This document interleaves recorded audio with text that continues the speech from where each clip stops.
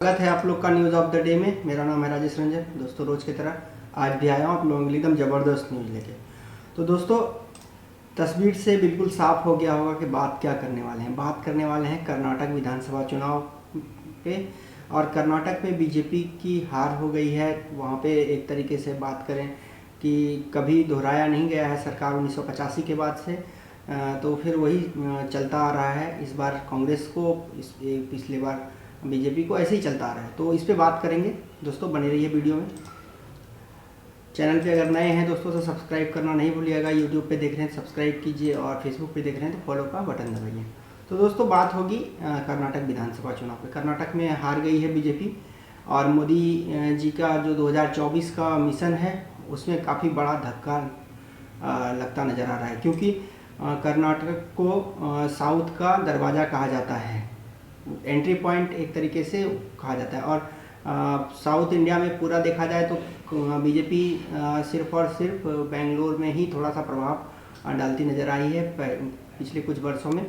और बीजेपी पे ऐसा ये भी दाग लगता आया है कि बीजेपी उत्तर भारत की पार्टी है, ऐसा कहा जाता है। और उस पर कांग्रेस ने आज तीखा तंज भी किया है कि बीजेपी उत्तर भारत की ही पार्टी है। तो इसी सब पे बात करेंगे दोस्तों क्या हुआ है। तो दोस्तों एग्जिट पोल पहले देखते हैं। एग्जिट पोल में बीजेपी को 62 से 80 सीट दिखाई गया था, कांग्रेस को 122 से 140, जेडीएस को 20 से 25 और अन्य को 3। लेकिन नज़र क्या आया है देखिए, लगभग बीजेपी को तो ठीक एग्जिट पोल में ठीक ही बताया गया, 64 के करीब करीब बीजेपी लीड कर रही है और 58 पे जीत चुकी है। और अगर कांग्रेस की बात करें तो 136 पे लीड कर रही है, 124 पे जीत चुकी है। और कांग्रेस का पूरा फुल मेजोरिटी में अपना सरकार बनाएगी, क्योंकि वो 113 सीट की ज़रूरत पड़ती है और अपने आप उसको 124 सीट तो वो जीत चुकी है और 136 सीट की ही ज़रूरत है। तो दोस्तों कांग्रेस की सरकार बनना वहाँ पे तय है और इसमें अब कोई दो मत नहीं है।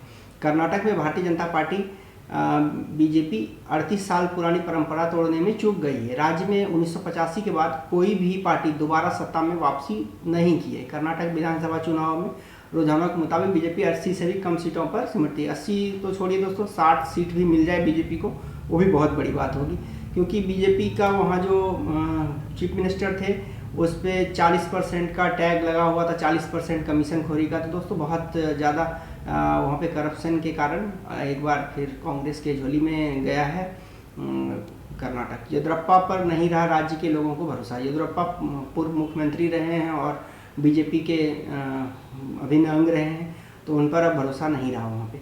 कर्नाटका इलेक्शन रिजल्ट 2023 कर्नाटक में जो हुआ 2024 में भी वही होगा। संजय राउत ये शिवसेना के मुख्य नेता हैं दोस्तों, ये महाराष्ट्र से आते हैं, इनका ये बयान है।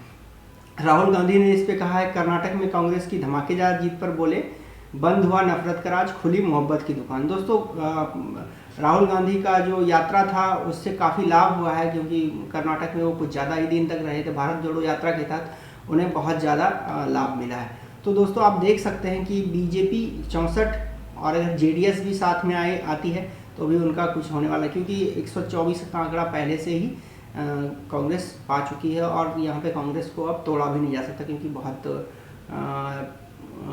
छीछा लेदर हो चुका है एक तरीके से बीजेपी का। क्योंकि पिछले बार भी कांग्रेस पार्टी और भी तोड़ताड़ करके ही वहाँ पे सरकार बनाया गया था और महाराष्ट्र में भी कुछ इसी तरीके का सरकार चल रहा है।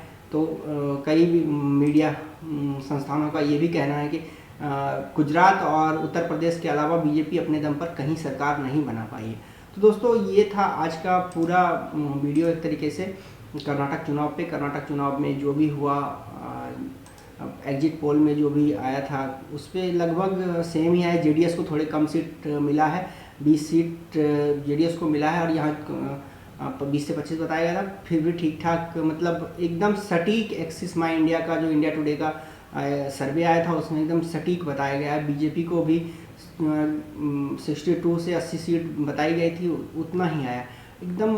सर्वे की बात करें तो एकदम सटीक सर्वे एक्सिस माई इंडिया का आप कह सकते हैं। तो दोस्तों कर्नाटका चुनाव पे आप लोगों का क्या कहना है ज़रूर कमेंट बॉक्स में लिखिएगा। मोदी जी के लिए क्या 2024 का चुनाव अब कठिन होने वाला है या फिर विधानसभा और लोकसभा चुनाव बिल्कुल अलग होता है? क्योंकि विधानसभा चुनाव और लोकसभा चुनाव अलग अलग मुद्दे पे लड़ा जाता है। विधानसभा चुनाव जो लड़ा जाता है वो लोकल मुद्दे पे लड़ा जाता है स्थानीय मुद्दे उसमें ज़्यादातर मैटर करते हैं। और लोकसभा चुनाव हर हमेशा इंटरनेशनल, नेशनल और बहुत सारे अलग मुद्दे होते हैं उनमें। तो आप लोगों का क्या कहना है? क्या बीजेपी सरकार को वाकई में झटका लगा है? 2024 में क्या बीजेपी वापसी नहीं कर पाएगी, या करेगी भी तो जोड़ तोड़ की सरकार होगी? क्या होगा? या राहुल गांधी का कहना है कि हम 2024 में वापसी कर रहे हैं और हर राज्य में इसी तरीके से जीतेंगे? जो भी है कमेंट्स में ज़रूर लिखिएगा दोस्तों। और अभी तक जो रिजल्ट आया है इलेक्शन का वो आप देख सकते हैं स्क्रीन पे, और लगभग तय माना जा रहा है। अब यहाँ से ज़्यादा फेरबदल होने की कोई गुंजाइश नहीं है। तो दोस्तों आज के लिए इतना ही था, मिलते हैं किसी और वीडियो में। जाते जाते इतना बता देता हूँ कि उत्तर प्रदेश निकाय चुनाव में बीजेपी को बड़ी सफलता मिली है। वहाँ पे अच्छा प्रदर्शन की है बीजेपी, और समाजवादी पार्टी का वहाँ नामो निशान निकाय चुनाव पर मिटा चुकी है। तो दोस्तों यूपी से तो अच्छा खबर है, पर विधानसभा चुनाव का अगर रिजल्ट देखें तो कर्नाटक से बहुत बुरी खबर है बीजेपी के लिए। और आने वाले समय में, क्योंकि लोकसभा चुनाव है, अगर मोदी जी को तीसरे बार प्रधानमंत्री बनना है तो यहाँ पे जीतना बहुत ज़रूरी था। क्योंकि महाराष्ट्र भी वहाँ पे भी बहुत एक तरीके से कहा जाए तो मोदी जी के खिलाफ ही चल रहा है सब कुछ। हो सकता है कि वहाँ पे भी इतनी सीटें ना मिले, और अभी तो सुप्रीम कोर्ट ने राहत दिया है, पर आने वाले समय में हो सकता है कि 8 जजों का बेंच के पास गया मामला, हो सकता है कि सरकार वहाँ पे भी ना रहे। तो देखते हैं क्या होता है। बीजेपी को आने वाले समय में अभी 2-3 स्टेट में और चुनाव है, तो वहाँ पे कैसा रहता है आने वाले समय में पता चलेगा कि लोकसभा चुनाव विधानसभा चुनाव में कितना फ़र्क है।